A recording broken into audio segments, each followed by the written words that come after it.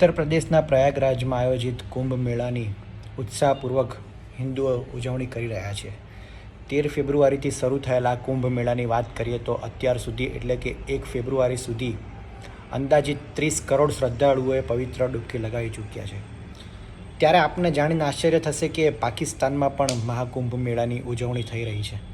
જી હા, પાકિસ્તાનના રહીમ યાર ખાન વિસ્તારમાં આ કુંભ મેળાની ઉજવણી કરવામાં આવી રહી છે। આપને જણાવી દઈએ કે પાકિસ્તાનમાં રહેતા હિન્દુ શ્રદ્ધાળુઓને ભારત આવવા માટે વિઝામાં ખૂબ મુશ્કેલીઓ પડી રહી છે, તેથી તેઓ પાકિસ્તાનમાં જ રહીને ઉજવણી કરી રહ્યા છે। પાકિસ્તાનમાં ગંગા નદીનું પવિત્ર જળ લાવીને ત્યાં ઉજવણી કરવામાં આવે છે। આ ગંગા નદીના પવિત્ર પાણીથી પાકિસ્તાનના હિન્દુ શ્રદ્ધાળુઓ સ્નાન કરે છે। આ બાદ પ્રસાદ માટે પોરજીર કરીને એક વાનગી છે તે બનાવવામાં આવે છે। આ પોરજીર કરીને વાનગી લોકો શ્રદ્ધાળુઓ આરોગે છે અને હિન્દુ શ્રદ્ધાળુઓ પોતાના ગુરુના આશીર્વાદ લઈને કુંભ મેળાની ઉજવણી કરી રહ્યા છે।